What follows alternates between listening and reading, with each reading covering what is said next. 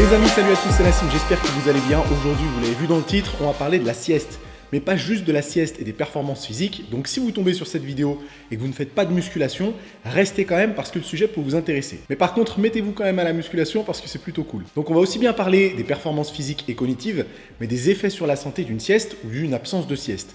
Parce que la sieste, dans certains pays, en l'occurrence les pays chauds, où les températures sont très élevées lorsque le soleil est au zénith, c'est un véritable art de vivre. Dans ces pays, la vie se met littéralement en pause pendant quelques heures pour laisser la population se reposer. Mais alors, est-ce que c'est bon ou mauvais de faire une sieste ? Et si c'est bon, combien de temps ça doit durer dans l'idéal? Je vais essayer de vous en apprendre un peu plus dans les minutes qui suivent. Avant d'approfondir le sujet, j'ai deux choses à vous dire les amis. La première, c'est que vous pouvez maintenant me rejoindre sur Twitch. Mon pseudo, c'est Nassim Saïli. Il s'affiche à l'écran. Bon, je vais pas streamer de jeux vidéo sur cette plateforme pour l'instant, mais plutôt des trucs relatifs au sport. J'ai quelques petites idées en réserve, donc j'ai hâte de les partager avec vous. D'ailleurs, je serai en live aujourd'hui, dimanche 6 septembre, dans l'après-midi. Ce sera juste un premier live pour me familiariser avec la plateforme et ça me permettra de discuter un peu plus avec vous. Donc, rejoignez-moi rapidement sur Twitch, Nassim Saïli. La deuxième chose, c'est que ma formation Fitmass Builder est de nouveau accessible. C'est une formation que j'ai sortie au mois de juin qui vous permet de créer vous-même votre propre programme de musculation. L'accès à la formation est nouveau ouvert jusqu'à mardi soir. Vous retrouvez toutes les infos en description et je vous en parlerai un peu plus en fin de vidéo. Avant de se demander combien de temps doit durer une sieste et quand est-ce qu'il faut la faire, il faut savoir si c'est réellement bon pour la santé. Parce qu'en soi, la sieste aujourd'hui n'a pas forcément une très bonne réputation.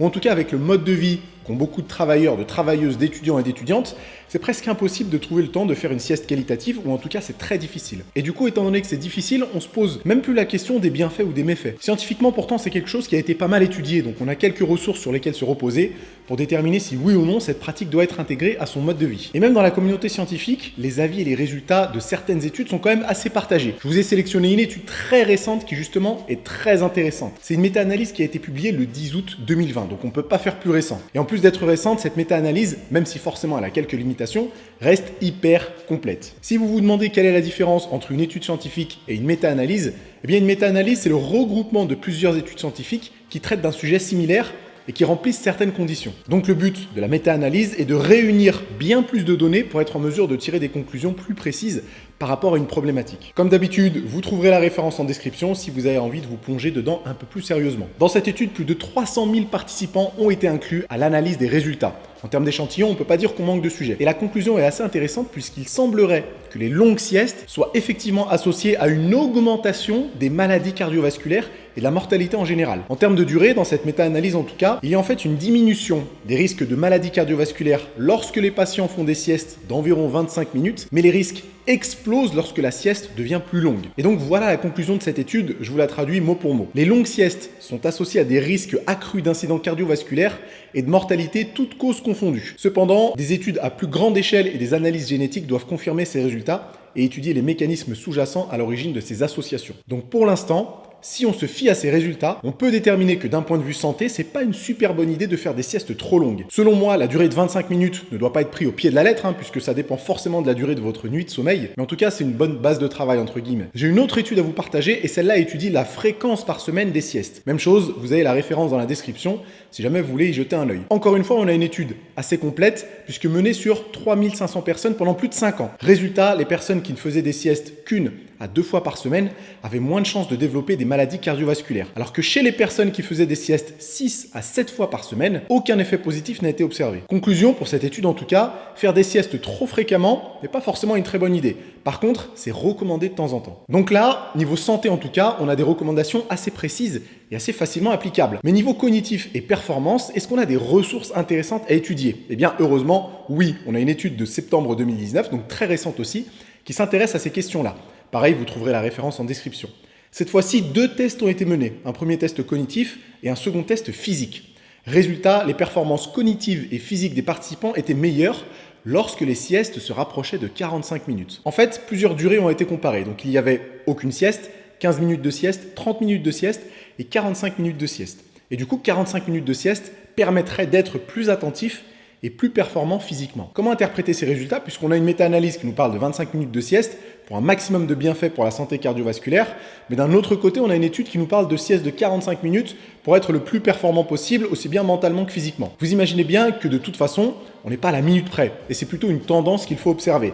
La durée de la sieste, comme je l'ai dit avant, est aussi dépendante de la durée de votre nuit de sommeil. Sur le long terme, je pense qu'il est plus intéressant de se fixer des siestes dont la durée oscillerait entre 20 et 40 minutes en fonction de la durée et de la qualité de votre nuit précédente. Ce qui est sûr, c'est que dans des conditions normales, entre guillemets, il n'y a pas grand-chose qui pourrait justifier des siestes de 2 heures par exemple.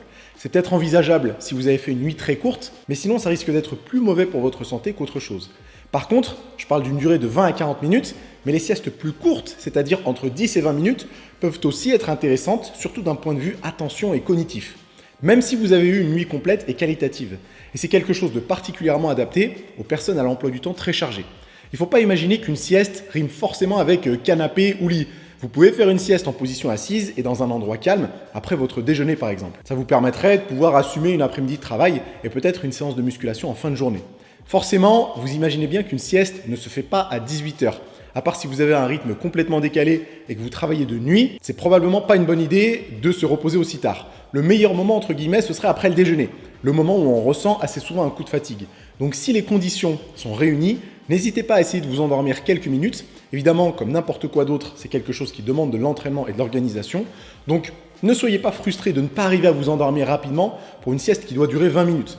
Avec le temps et l'entraînement entre guillemets, vous aurez plus de facilité à faire le vide et tomber dans un état de relaxation assez rapidement. Maintenant, à vous de me dire dans les commentaires quelles sont vos habitudes par rapport à la sieste. Si vous avez l'habitude d'en faire ou au contraire si c'est impossible à cause de votre emploi du temps. Perso, j'ai la chance ici d'avoir les conditions réunies pour me reposer en milieu de journée, donc ça m'arrive de faire une sieste peut-être 2 ou 3 fois par semaine à raison d'une grosse demi-heure. Bien sûr, ça varie en fonction de ce que j'ai à faire dans la journée. Ok les amis, comme je vous l'ai dit en début de vidéo, ma formation Fitmass Builder est de nouveau ouverte jusqu'à mardi soir. C'est une formation sur laquelle j'ai bossé pendant plusieurs mois et qui vous propose tout le contenu nécessaire pour construire votre programme de musculation, mais aussi votre programme diététique et vos séances cardio si vous en avez besoin. Donc si vous ne savez pas quels exercices choisir, combien vous devez faire de séries ou de répétitions, quel tempo ou temps de récupération utiliser, eh bien toutes les réponses à ces questions sont dans la formation. Une fois que vous aurez suivi tout le contenu vidéo, vous serez capable de vous faire vos propres programmes adaptés à votre emploi du temps, vos objectifs, vos points forts et vos points faibles. Alors si vous êtes à la recherche d'autonomie et si vous avez envie de comprendre comment créer votre programme parfait, alors cliquez sur le premier lien dans la description et rejoignez la formation avant la fermeture des inscriptions mardi soir. Et bien voilà les amis, c'est la fin de cette vidéo. J'espère que vous en avez appris un petit peu plus sur la sieste et que les références que je vous ai partagées vous aideront à faire les choix les plus cohérents possibles. Dites-moi ce que vous en pensez dans les commentaires. On n'oublie pas de s'abonner à la chaîne et de mettre un pouce en l'air. Et nous, on se retrouve pour la prochaine vidéo la semaine prochaine. A plus les amis.